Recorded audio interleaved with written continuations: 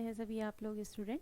तो आज की क्लास में जो हम चैप्टर लेके आए हैं वो आपका चैप्टर है कोशिका, cell. Cell is a unit of living being. जितने भी जीवधारी हैं उनका शरीर किससे बना हुआ होता है? उनका शरीर बना हुआ होता है सेल से। तो ये आपका चैप्टर जेपीएससी के लिए बेहद महत्वपूर्ण चैप्टर है। किसी भी एग्ज़ाम के लिए, किसी भी कॉम्पिटिटिव एग्ज़ाम के लिए चैप्टर बहुत ज़्यादा इम्पॉर्टेंट है, क्योंकि एक बात समझनी है कि सेल जो है वो फंडामेंटल यूनिट है किसकी? बायोलॉजी की। पिछले वीडियो में मैंने आपको समझा दिया था कि साइंस को हम 3 पार्ट में पढ़ते हैं, बायोलॉजी, केमिस्ट्री एंड फिजिक्स, और उसमें हम क्या क्या पढ़ते हैं, और मोटा मोटा आपको एक सिलेबस भी मैंने पूरा क्लियर कर दिया था कि सिलेबस क्या होता है। ठीक है, सिलेबस में कौन कौन से चैप्टर हैं जो काफ़ी महत्वपूर्ण होते हैं। तो उसमें एक महत्वपूर्ण चैप्टर है आपका सेल, कोशिका। लेकिन कोशिका को समझने से पहले कुछ हम चीज़ें समझेंगे। जैसे आपसे अगर कहा जाए कि इस धरती पर जीवन की शुरुआत कब हुई, तो इस धरती पर जीवन की शुरुआत हुई करोड़ों वर्षों पहले। जब जीवन की शुरुआत हुई तो कैसे हुई? क्या हम ऐसे ही थे जैसे हम अभी दिखाई दे रहे हैं, या सिंगल सेल पहले बनी, एक कोशिका बनी, एक छोटी सी कोशिका बनी, और उससे फिर धीरे धीरे डेवलपमेंट हुआ? तो अगर हम बात करें तो धरती पर जो जीवन का विकास हुआ है वो इसी तरीके से हुआ है कि सबसे पहले एक छोटी सी कोशिका बनी, जो कि कैसी कोशिका थी? अविकसित कोशिका थी। और फिर कोशिकाओं से क्या बना, बहुत डिटेल में ना समझाते हुए, क्योंकि हमें फोकस करना है क्वेश्चंस पर। फिर जो कोशिका थी वो कोशिका जो है, यहाँ पर बात करेंगे, जो कोशिका थी उस कोशिका से क्या बने? टिश्यू बने। टिश्यू से क्या बने? ऑर्गन बने। ऑर्गन से ऑर्गन सिस्टम बने, और फिर बना ऑर्गेनिज्म। ये चित्र जो है ये यहाँ तक रहने दीजिए, इसको चित्र को हम फिर दोबारा से एक बार लेंगे। अभी ये चित्र हमारे साथ बहुत लंबा चलेगा। अगर मैं आपको इकोसिस्टम समझाऊंगी तो भी इस चित्र को दिखाऊंगी, पॉपुलेशन समझाऊंगी तो भी दिखाऊंगी, लेकिन अभी हमें वहाँ तक नहीं जाना है। एक अगले चित्र के माध्यम से हम समझते हैं कि जो सेल है उसका ऑर्गेनाइजेशन कैसा है। भाई अगर हम आपसे ये कहें कि आपको एक घर बनाना है, तो एक घर बनाने के लिए आपको किस चीज़ की आवश्यकता होगी? ईंटों की आवश्यकता होगी, ब्रिक, ईंट। तो आपका घर किससे मिलके बना हुआ है? ईंट से मिलके बना हुआ है। इसी तरीके से जो हमारा शरीर है वो किससे मिलके बना हुआ है? हमारा शरीर सेल से मिलके बना हुआ है, कोशिकाओं से मिलके बना हुआ है। ये चीज़ क्लियर हो रही है आप लोगों को? सेल जो है वो फंडामेंटल यूनिट है। जैसे घर की फंडामेंटल यूनिट है ब्रिक, इसी तरीके से हमारे शरीर की फंडामेंटल यूनिट है सेल। सेल से मिलके क्या बना है? टिश्यू, और टिश्यू से मिलकर बनते हैं ऑर्गन। जैसे कि यहाँ पर मैं आपको समझा सकती हूँ, एक सेल जब मिलती है, ठीक, सेल, सॉरी,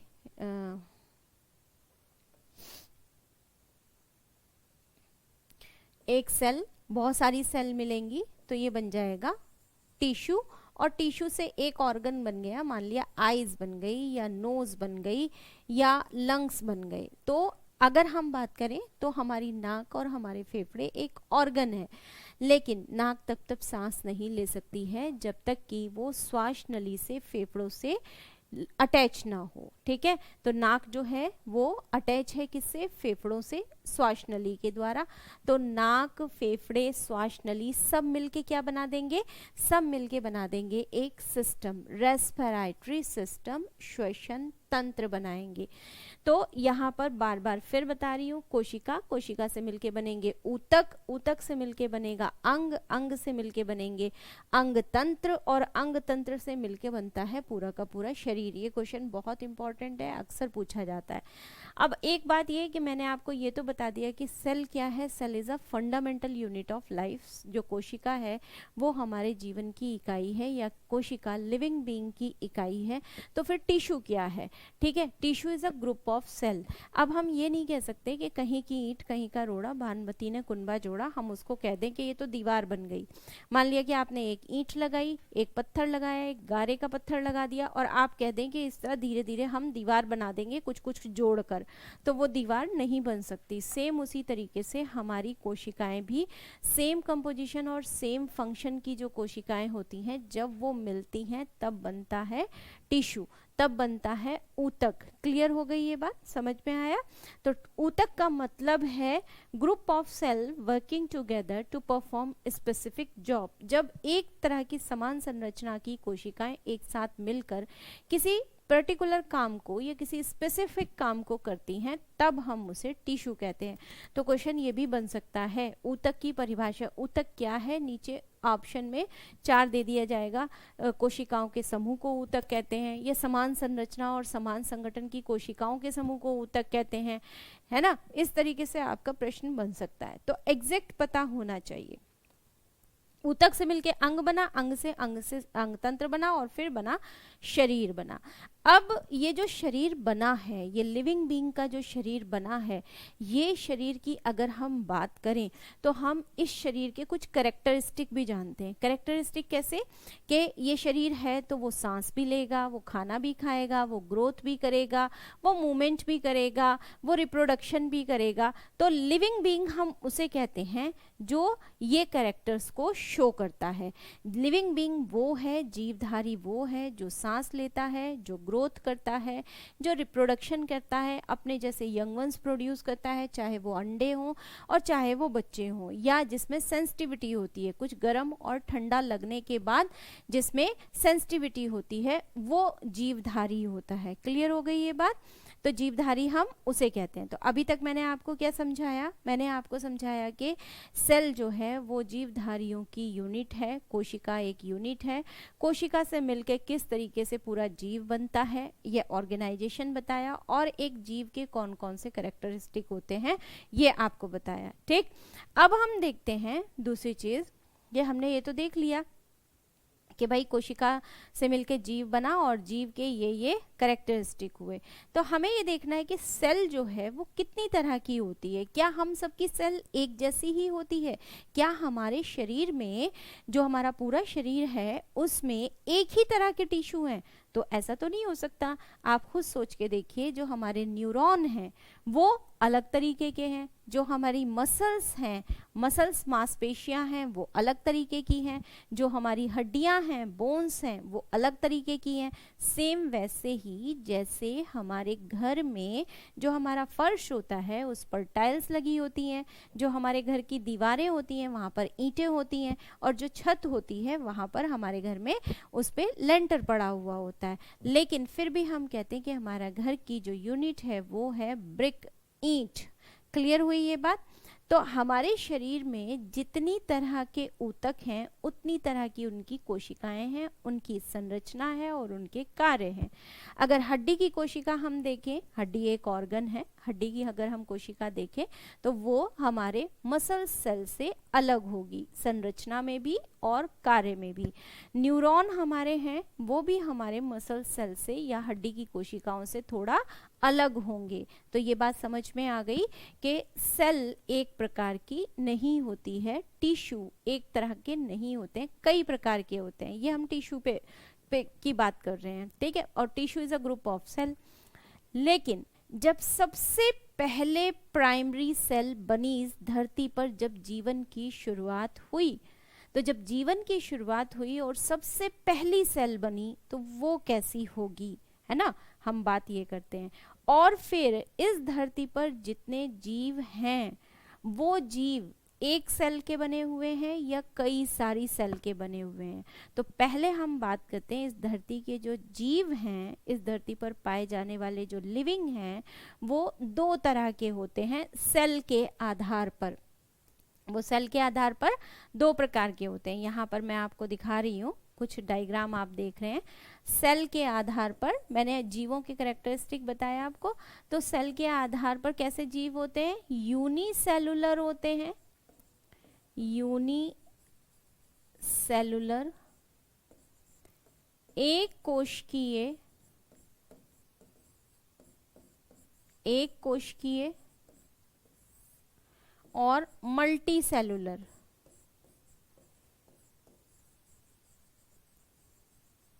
मल्टी सेलुलर बहुकोशिकीय।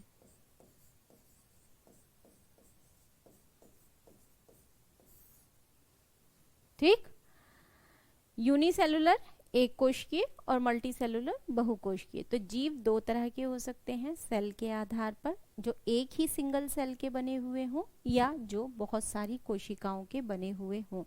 तो एक ही सिंगल सेल वाले जीव यहाँ पर दिखाए गए हैं, अमीबा, पैरामीशियम, युगलिना। बहुत इंपॉर्टेंट है, हमेशा क्वेश्चन बन सकता है यहाँ से, याद रखिएगा। वायरस, बैक्टीरिया और एक कोश के जीव हमेशा इंपॉर्टेंट होते हैं किसी भी एग्जाम के लिए। ठीक, देखिए यहाँ पर एक बात बीच में आपको बताना चाह रही हूँ कि हम यहाँ पर बायोलॉजी पढ़ रहे हैं। तो बायोलॉजी पढ़ने का मतलब ये नहीं है कि मैं आपको डॉक्टर बनाने जा रही हूँ, नर्स या कंपाउंडर की ट्रेनिंग देने जा रही हूँ, ये बिल्कुल भी नहीं है।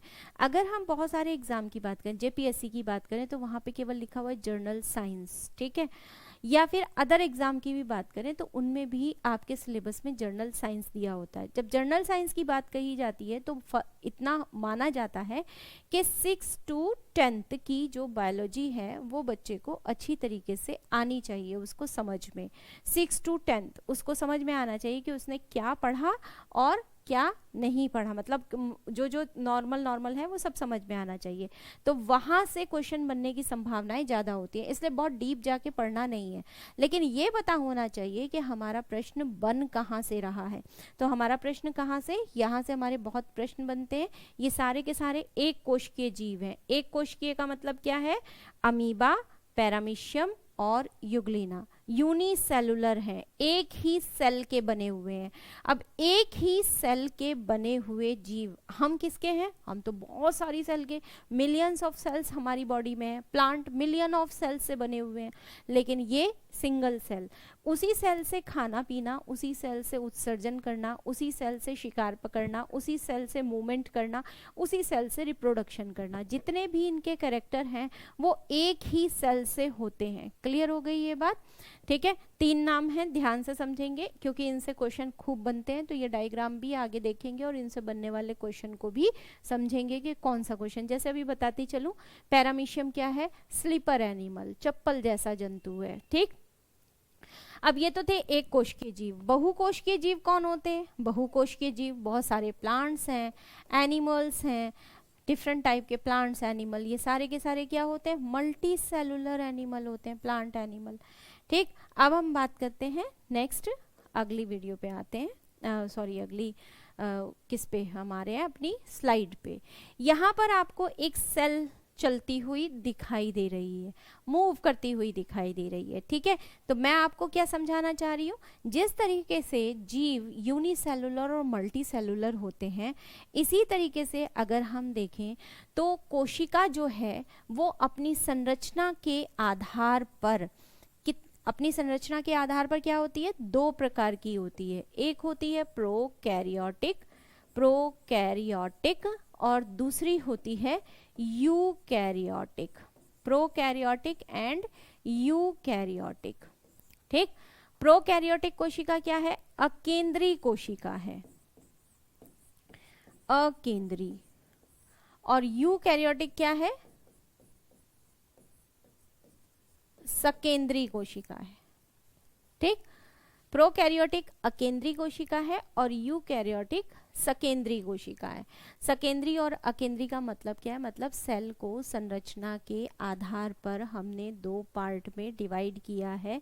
2 भागों में, 2 पार्ट में डिवाइड करने का मतलब 2 तरह की होती है, इसकी संरचना के आधार पर, स्ट्रक्चर के आधार पर।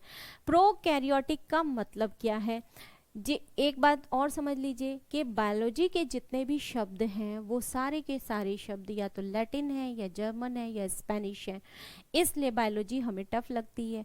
प्रोकैरियोटिक का मतलब है, प्रो का मतलब है फॉल्स, फॉल्स का मतलब है झूठा, और कैरियोट का मतलब होता है न्यूक्लियस। ये एक ऐसी कोशिका है जिसमें झूठा केंद्रक पाया जाता है। कैसी कोशिका है, एक ऐसी कोशिका है जिसमें झूठा केंद्रक पाया जाता है। झूठा केंद्रक मतलब nucleus covered with A membrane नहीं होगा, मतलब न्यूक्लियस एक झिल्ली से घिरा हुआ नहीं होगा, ठीक। हर सेल के अंदर एक केंद्रक होता है, ठीक है, मेन है केंद्रक, लेकिन ये केंद्रक क्या है, एक मेम्ब्रेन से घिरा हुआ नहीं है, बस ये ऐसे ही है। तो कभी ये दिखाई देगा, कभी नहीं दिखाई देगा, समझ में आ रहा होगा। तो सेल संरचना के आधार पर दो प्रकार की होती है, प्रोकैरियोटिक एंड यूकैरियोटिक। प्रोकैरियोटिक कौन सी है? वो सेल जिसमें केंद्रक नहीं होता है, ठीक है, इसलिए इसको अकेंद्रीय कहते हैं। और यूकैरियोटिक कैसी होती है? एक ऐसी कोशिका जिसमें केंद्रक एक स्थायी झिल्ली से घिरा होता है। केंद्रक क्या है? स्थायी झिल्ली से घिरा हुआ है, ये है केंद्रक। स्थायी झिल्ली से घिरा हुआ है, स्थायी झिल्ली, ठीक। स्थायी झिल्ली से केंद्रक क्या है? घिरा हुआ है। ये चीज क्लियर हो गई, समझ में आ गया। तो यहाँ पर हमने प्रोकैरियोट यूकैरियोट में डिवाइड कर दिया। अब क्वेश्चन ये भी बनता है, प्रोकैरियोट कौन सी सेल है? तो प्रोकैरियोट सेल है बैक्टीरिया, बैक्टीरिया एंड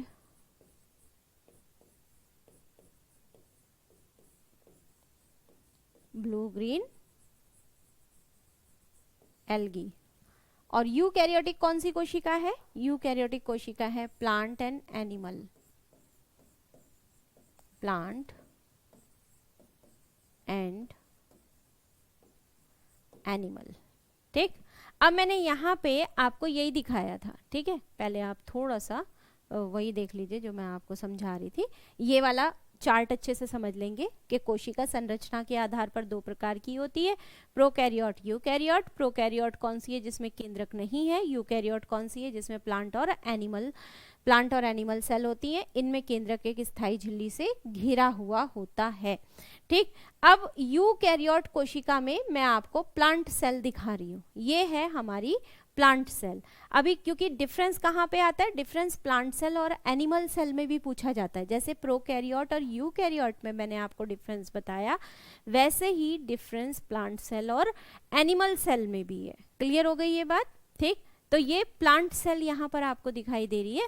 आपको इसमें एक सेल है जिसके चारों तरफ एक सेल वॉल दिखाई दे रही है। एक बड़ा सा पत्ता है, पत्ते के बीच से ये सेल निकाली गई है, लीफ से सेल निकाली गई है। इसमें आपको सेल वॉल दिखाई दे रही है और सेल मेम्ब्रेन दिखाई दे रही है, ठीक। इस डायग्राम को दिखाने का मेन कारण यही है कि आप ये समझ जाएं कि जो पादप कोशिका होती है, उस पादप कोशिका में चारों ओर सेल वॉल होती है और उसमें अंदर की तरफ सेल मेम्ब्रेन होती है।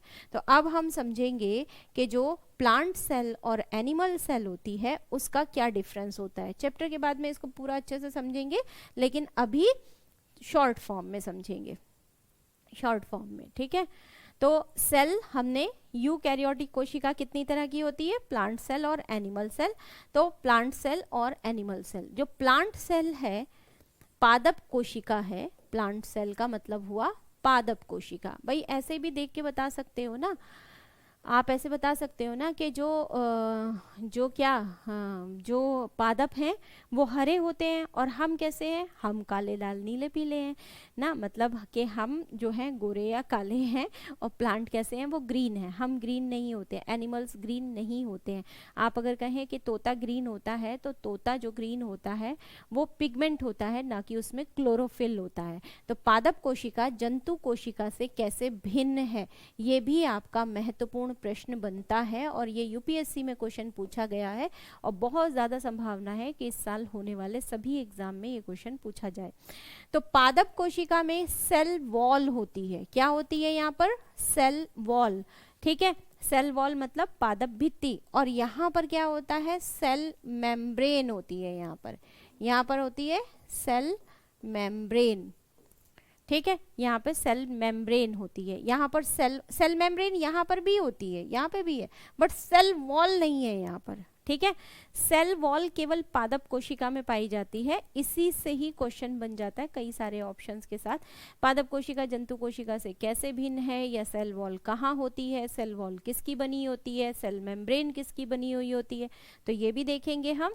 सेल वॉल जो होती है वो सेल्यूलोज की बनी हुई होती है, सेल्यूलोज की। और सेल मेम्ब्रेन जो होती है वो प्रोटीन और लिपिड की बनी होती है। किसकी? प्रोटीन की और लिपिड की बनी होती है। क्लियर हो गई ये बात? समझ में आ गया? सेल वॉल सेलुलोज की बनी होती है, सेल मेम्ब्रेन प्रोटीन और लिपिड की बनी हुई होती है। ठीक, अब आप कहेंगे कि मैम सेलुलोज क्या होता है और प्रोटीन और लिपिड क्या होता है। तो अब हम बात करेंगे कि जो सेल वॉल है वो सेलुलोज की बनी हुई है। अब भाई ये जो सेलुलोज की बनी हुई है, तो सेलुलोज क्या है हमें ये देखना है। जैसे अभी एक चीज जो अभी बाद में बताऊंगी, मैं बीच में बताना चाह रही थी। Cellulose is a polymer of glucose. Cellulose क्या है? पॉलीमर ऑफ ग्लूकोज, ग्लूकोज का बहुलक है। ठीक है, सेलुलोज क्या है? ग्लूकोज का बहुलक है। ग्लूकोज तो सब लोग जानते ही है, C6H12O6, इसका बहुलक है, मतलब लॉन्ग चेन ऑफ ग्लूकोज। अगर हम बात करते हैं किसकी, अगर हम बात करते हैं प्रोटीन की, तो प्रोटीन क्या है? Protein is a polymer of amino acid. Amino acid का पॉलीमर है कौन? प्रोटीन। ठीक, lipid is a form of fat. Lipid form है किसकी? फैट की। अब तक जो समझा वो समझा था कि सेल क्या है? यूनिट है लिविंग बीइंग की। लिविंग बीइंग के कैरेक्टर्स क्या हैं? ग्रोथ है, मूवमेंट है, रिप्रोडक्शन है, सेंसिटिविटी है। लिविंग बीइंग सेल के बेस पे दो तरह के होते हैं, एक यूनिसेलुलर, एक मल्टीसेलुलर। एक कोशिकीय जीव और बहुकोशिकीय जीव। एक कोशिकीय जीव है अमीबा, पैरामीशियम, यूक्लिना। बहुकोशिकीय जीवों में बहुत सारे प्लांट्स और हम सब आ ही रहे हैं। फिर बताया कि सेल जो है संरचना के आधार पर दो प्रकार की होती है, प्रोकैरियोटिक और यूकैरियोटिक। प्रोकैरियोटिक होती है बैक्टीरिया, ब्लू ग्रीन एल्गी में। यूकैरियोटिक होती है प्लांट और एनिमल में। और फाइनली अभी जो हम पढ़ रहे थे वो प्लांट सेल एनिमल सेल का डिफरेंस पढ़ रहे थे कि प्लांट सेल में सेल वॉल प्रेजेंट होती है, एनिमल सेल में सेल वॉल नहीं होती है। सेल वॉल सेलुलोज की बनी होती है और सेलुलोज होता है ग्लूकोज का बहुलक। ठीक, अब जो चीज समझा रही हूँ वो बहुत ध्यान से समझना, क्योंकि ये वाली आज वाली जो क्लास है हो सकता है कि आज थोड़ा ज़्यादा समझाऊं, क्योंकि ये वाली क्लास ही आपका एकदम बेस है। यहाँ से अगर समझ लिया तो क्वेश्चन कभी गलत होने की संभावना नहीं होगी बाद में, लास्ट सिलेबस तक। ठीक, तो अब जो समझा रही हूँ वो ये कि व्हाट इज सेल। सेल को बहुत सारे लोग नहीं समझ पा रहे होंगे, भाई सेल क्या बला है मैम, सेल सेल सेल क्यों पढ़ रहे हैं हम सेल। बिकॉज इसलिए पढ़ रहे हैं हम सेल कि जितने भी जीव हैं उनमें ये जो सेल है यही मेन है। Cell is just like a factory, एक फैक्ट्री की तरह है। जिस तरीके से फैक्ट्री में प्रोडक्शन होता है, हार्मोन्स बनते हैं, एंजाइम्स बनते हैं, बहुत सारी चीज़ें बनती हैं फैक्ट्री के अंदर, मतलब फैक्ट्री के अंदर तो अदर प्रोडक्शन हो रहा है, लेकिन जैसे हमारी सेल में हार्मोन्स और एंजाइम बन रहे हैं, फैक्ट्री के अंदर बहुत सारा प्रोडक्शन हो रहा है, तो बहुत सारी मशीनरी है, बहुत सारा स्टाफ है, मैनेजमेंट है। सेम वैसे ही बिल्कुल एक फैक्ट्री की तरह है हमारी सेल। हमारी सेल में भी वैसे ही मैनेजमेंट है, वैसे ही मशीनरी है, वैसे ही स्टाफ है, वैसे ही वहाँ पर प्रोडक्शन हो रहा है। क्लियर हो गई ये बात? तो जो सेल है वो जस्ट लाइक ए फैक्ट्री, मैं यहाँ पर ड्रॉ कर रही हूँ, फिर मैं डायग्राम में भी दिखाऊंगी। ठीक, फैक्ट्री के चारों तरफ होती है चार दीवारी, तो सेल के चारों तरफ भी क्या है? चार दीवारी।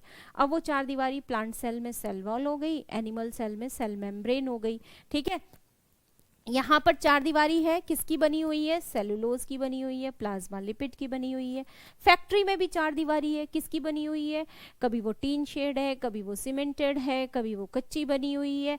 तो चार दीवारी सेल की मैंने आपको समझाई।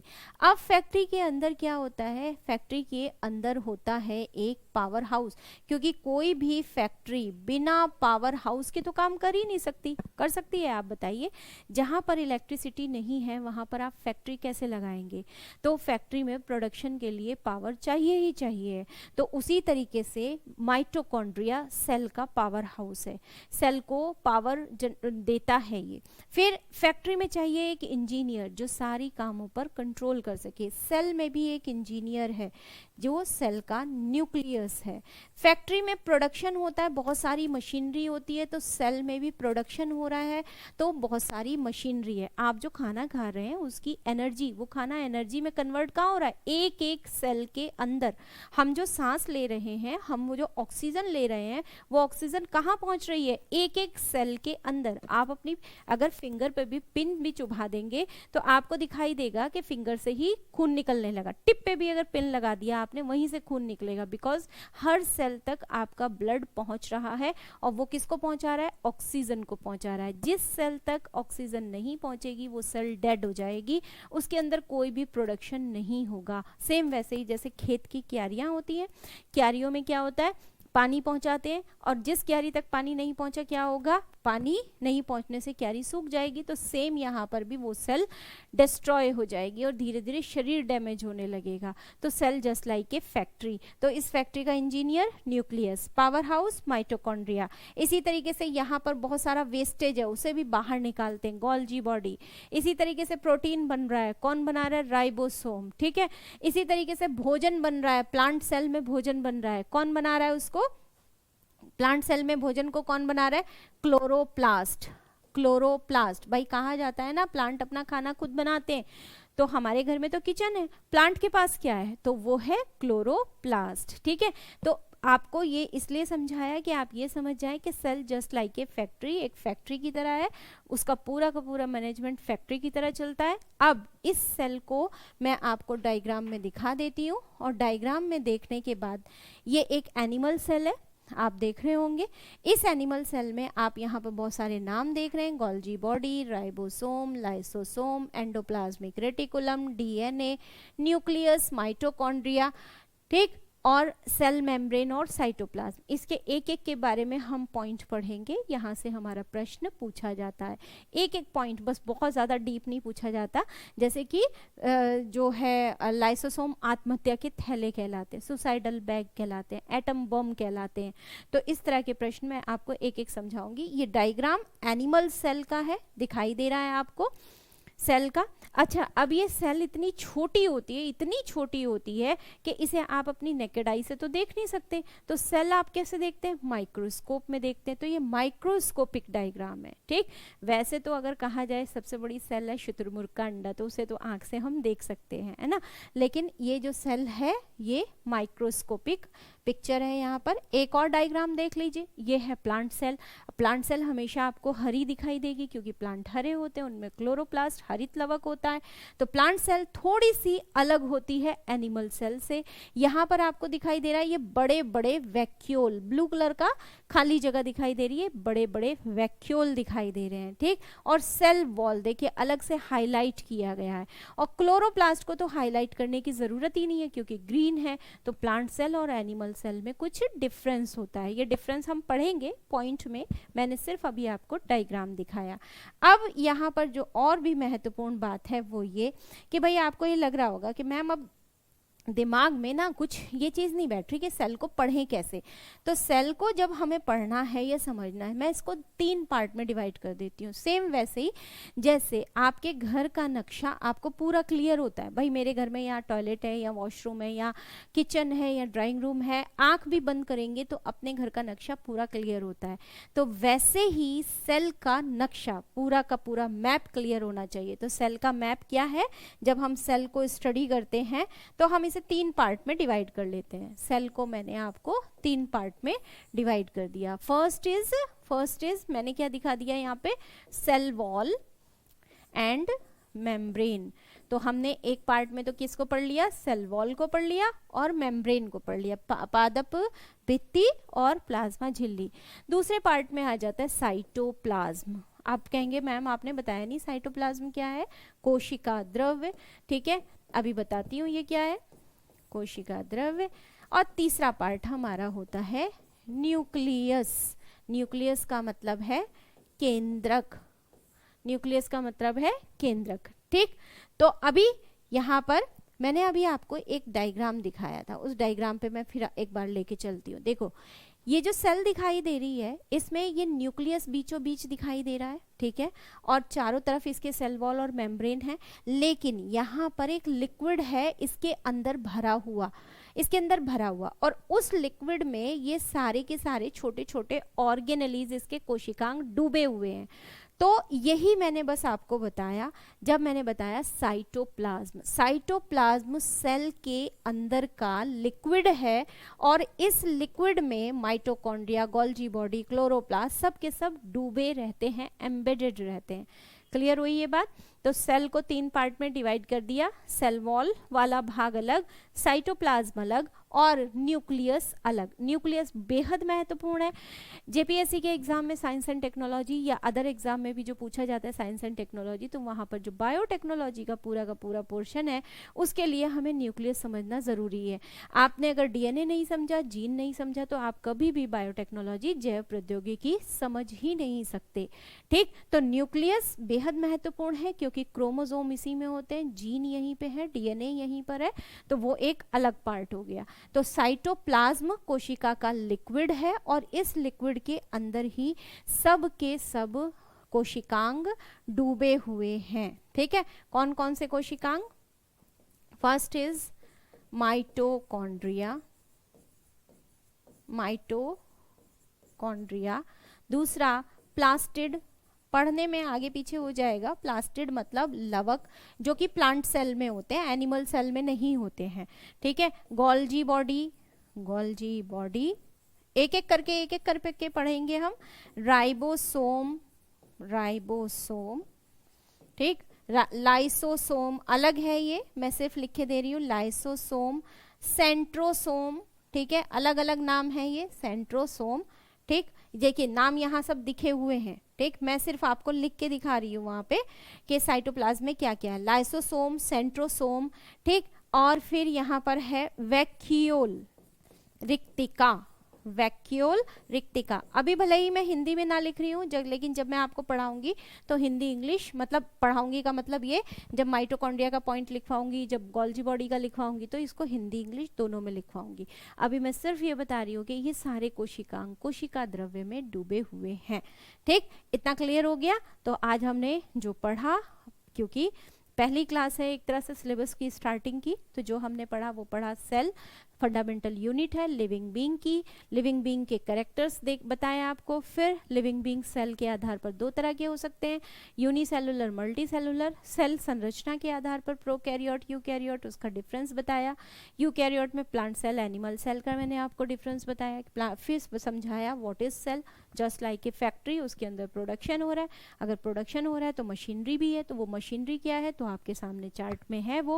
वो मशीनरी है उसके साइटोप्लाज्म में डूबी हुई सारे के सारे कोशिकांग, और उसका ब्रेन है, उसका न्यूक्लियस, और चार दीवारी है उसमें सेल वॉल और मेम्ब्रेन।